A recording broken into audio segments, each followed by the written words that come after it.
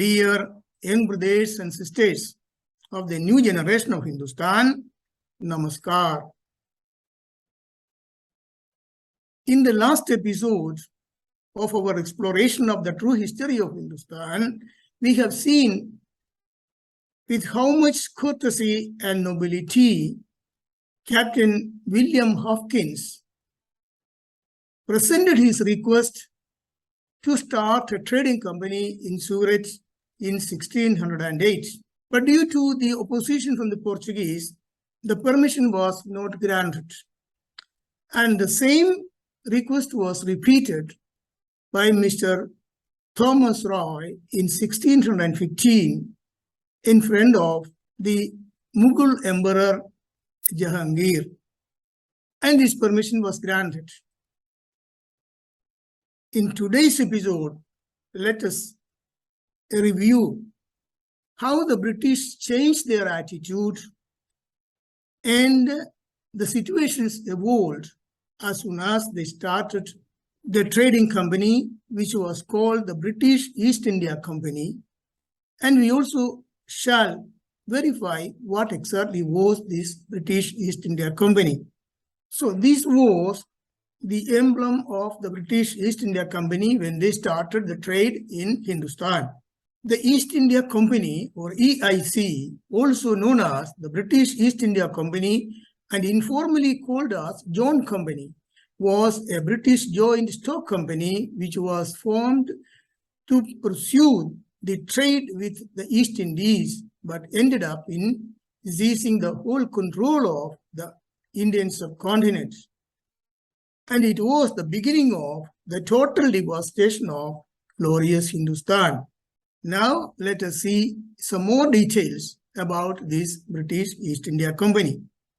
As I have already mentioned, the British East India Company was initially called Honorable East India Company, or often John Company, which was based in London. An early joint stock company, which was granted an English royal charter by Elizabeth I on 31st December 1600. And this royal charter was the right or the monopoly rights to bring goods from Hindustan or India.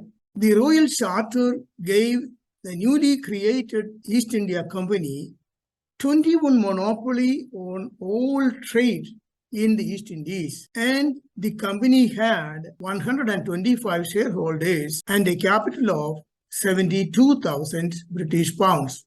Initially, the trade goods were, as you can see in this photograph, tea, coffee, ginger, and other spices.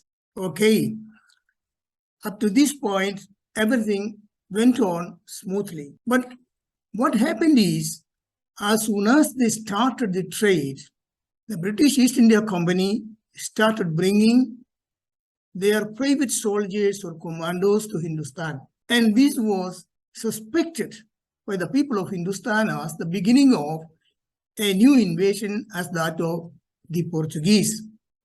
But the real disaster started as soon as the British East India Company obtained a permission or right from the Mughal Emperor Jahangir to start trade in Hindustan. It is to bring products from Britain and to sell them in Hindustan. And this was the beginning of the disaster. So let us examine more details about this. How the East India Company gained power in Hindustan. In 1617, the company is given trade rights in India by Mughal Emperor Jahangir, as I have mentioned before. That's almost 2 years after starting the trade in Hindustan. By 1707, that is almost about 100 years later, dozens of small Indian states began breaking from the Mughal rule. This set the perfect time for the British to take power over. In 1717, the British are given clear trading advantage when the Mughal Emperor Farooq Shiar gave tax and duty-free trading to the company in Bengal. See what happens.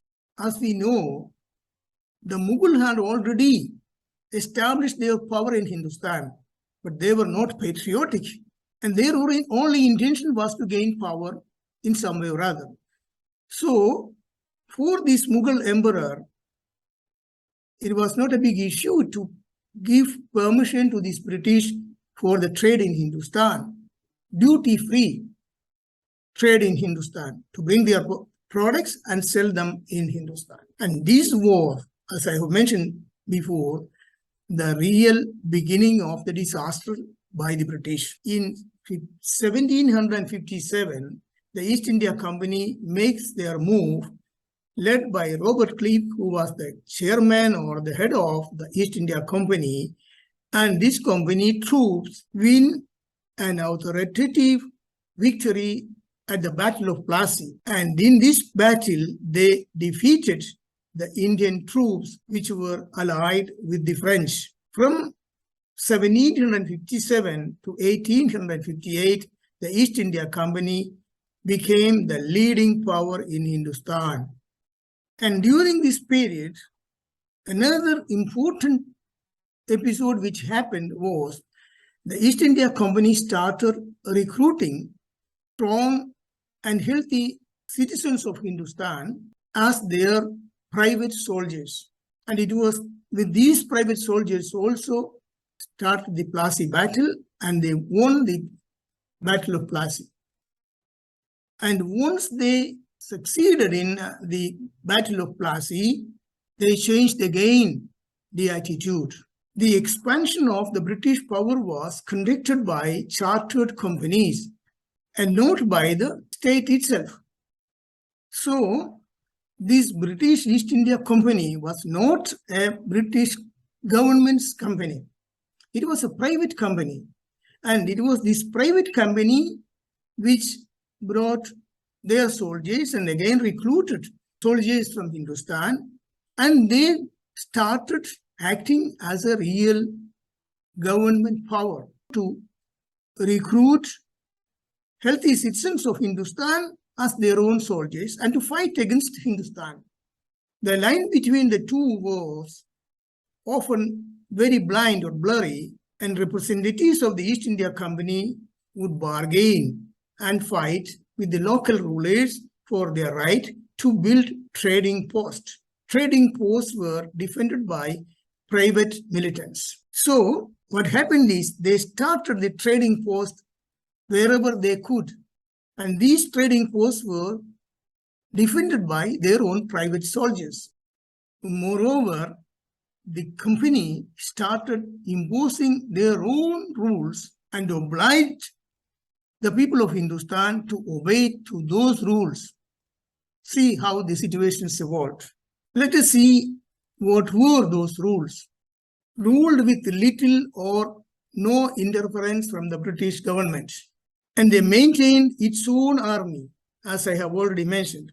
And those people who were recruited to their private army were called Sipais. These Indian soldiers were considered as second-grade soldiers, and this company restricted the Indian economy. The people of Hindustan had to produce raw materials for the British East India Company and were obliged to buy the British goods, and any competition with the British companies was prohibited. Again, the company put Indians' handloom textile industry out of business.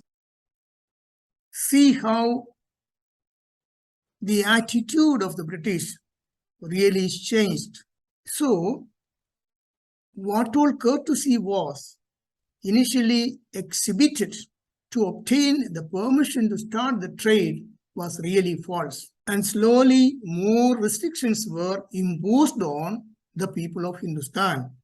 Indians produced raw materials but had to purchase the British finished goods. Indian competition with the British goods was prohibited. And cheap cloth and ready-made clothing from England dominated the market. Raw materials including tea, indigo, coffee, cotton, and jute were transported on rail networks. When these type of activities were increasing and the real cheating was on its move, resistance started and it continued from the people of Hindustan. And in order to suppress such resistance, the British made all sorts of brutal actions. See this representation. Please observe carefully.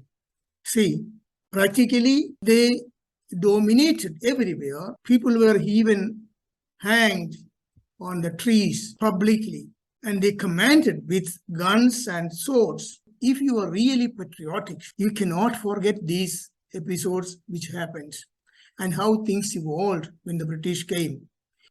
And in the next episodes, we will continue to review the total devastation and the total brutality committed by the British in Hindustan.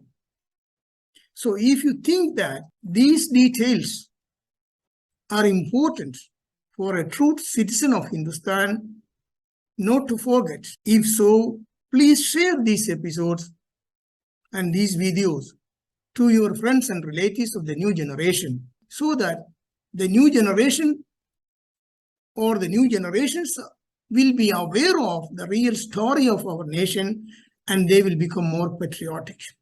And then only the nation can develop. So, thank you very much for your kind attention to my words. See you in the next episode. Jai Hind.